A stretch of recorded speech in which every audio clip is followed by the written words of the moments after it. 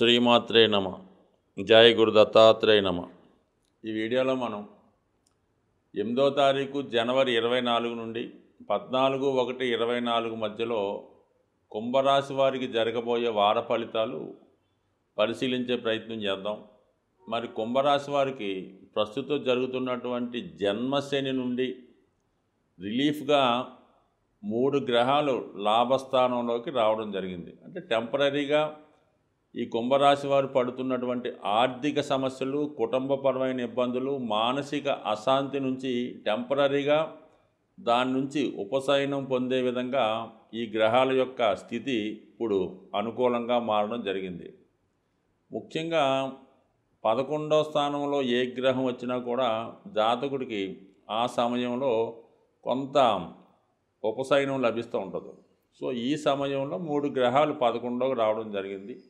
ముఖ్యంగా రవి 11వ స్థానంలో రవి జన్మజాతకంలో ఉన్న గోచార రీత్యా వచ్చినా కూడా అప్పటిదాకా ఉన్నటువంటి సమస్యలు ఏదో విధంగా పరిష్కారం అవుతాయి.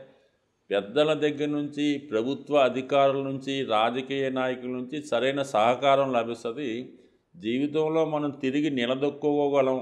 తిరిగి మనం మళ్ళా ఊపిరి పీల్చుకొని మళ్ళీ కొత్త లైఫ్ ప్రారంభించే అవకాశం ఉండే విధంగా ధైర్యాన్ని ఈ జాతకుడికి రావడం లభిస్తూ ఉంటుంది. అంటే ప్రభుత్వ పథకాలు అనుకూలంగా వస్తాయి, ప్రభుత్వ రుణాలు ఫలిస్తాయి, అలాగే దైవ అనుగ్రహం లభిస్తుంది, అలాగే అనారోగ్యంతో ఇబ్బంది పడుతున్న వారికి మంచి ఆరోగ్యం లభిస్తుంది.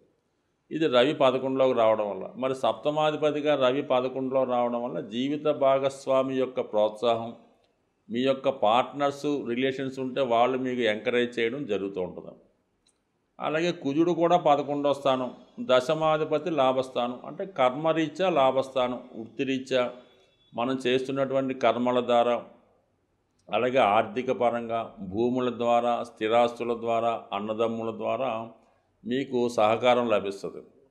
సో ఈ కుజుడు రవి 2 అగ్నితత్వ గ్రహాలు మీకు లాభస్థానంలో రావడం వల్ల కంప్లీట్గా మీకు మంచి ధైర్యాన్ని, కాన్ఫిడెన్స్ రావడం జరుగుతుంది.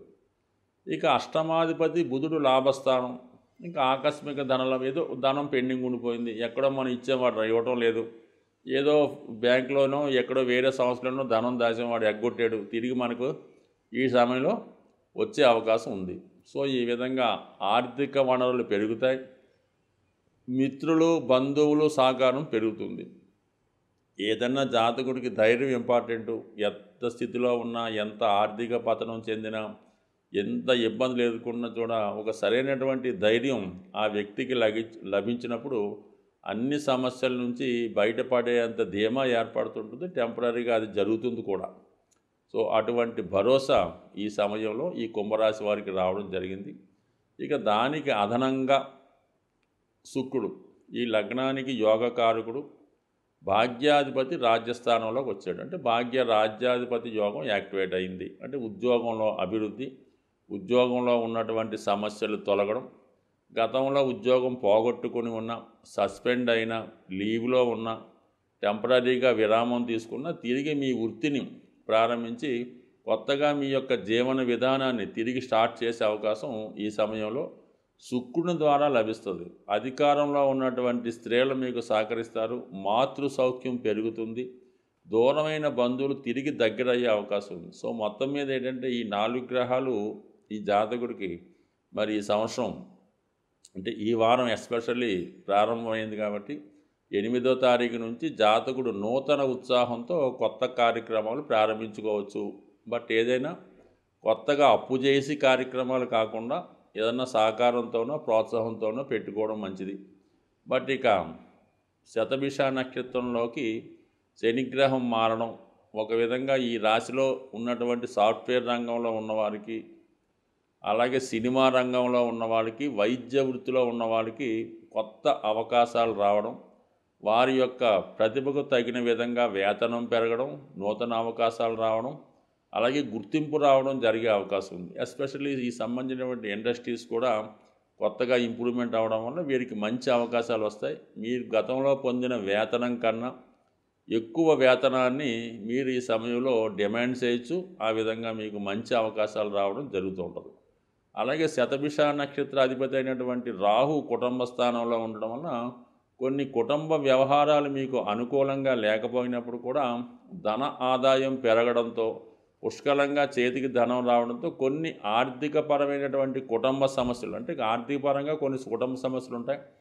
అవి ఈ సమయంలో నెరవేరే అవకాశం ఉంది. మీకు దైవంలో 3వ స్థానంలో ఉన్నటువంటి గురువు మంచి సలహాదారునితో మంచి వ్యక్తిత్వంతో ఉన్నటువంటి వ్యక్తులు మీకు సహాయపడడం వల్ల దైవ బలంతో గత కొంతకాలంగా ఎదుర్కొంటున్నటువంటి ఆర్థికపరమైన సమస్యల నుంచి టెంపరీగా బయటపడే అవకాశం ఉంది ఈ కుంభరాశి వారు. సాధారణంగా మనం ఈ వార ఫలాలు కానీ దినఫలాలు కానీ తెలుసుకున్నప్పుడు మరి వేగంగా సంచరించే గ్రహాలైనటువంటి శుక్ర బుధ కుజ రవి చంద్రగ్రహాన్ని తీసుకోవడం జరుగుతుంటుంది. అయినప్పుడు కూడా ఈ గ్రహాలు ఒక్కొక్క రాశిలో ఒక్కొక్క నెల రోజులు సంచరిస్తుంటాయి. మరి రోజు ఫలితాలు చెప్పుకున్నప్పుడు వార ఫలితాలు చెప్పుకున్నప్పుడు దేన్ని బేస్ చేసుకోవడం జరుగుతుందంటే చంద్ర గమనాన్ని ఆధారంగా చేసుకోవడం అన్నది ఇంపార్టెంట్గా జరుగుతుంటుంది. సో మరి ఈ మనకు ఉన్నటువంటి నక్షత్రాల్లో 27 నక్షత్రాలని 3 విభాగాలుగా నిర్ణయించడం జరిగింది. ఒక్కొక్క భాగానికి 9 నక్షత్రాలు రావడం జరుగుతుంటుంది. అంటే ఉదాహరణకి ఏదన్నా ఒక జన్మ నక్షత్రంలో జన్మించారనుకుందాం, అంటే ఉదాహరణకి అశ్విని నక్షత్రంలో జన్మించారనుకుందాం.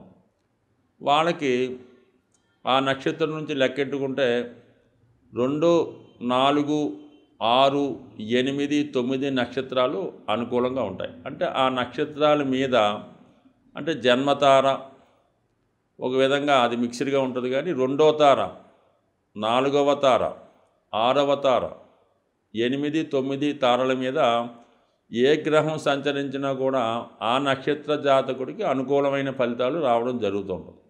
అంటే ఉదాహరణకి అశ్విని మఖ మూల నక్షత్ర జాతకులకి ప్రస్తుతం శని శతభిష నక్షత్రం మీదకి మారడం వల్ల ఈ నక్షత్రాల వారికి శని సాధన తార మీద ప్రయాణం చేస్తూ ఉంటాడు. అందుకని వీళ్ళు చేపట్టిన కార్యక్రమాలు విజయవంతంగా పూర్తవడం, న్యాయస్థానంలో విజయం లభించడం ఇలాంటివి లభిస్తూ ఉంటాయి.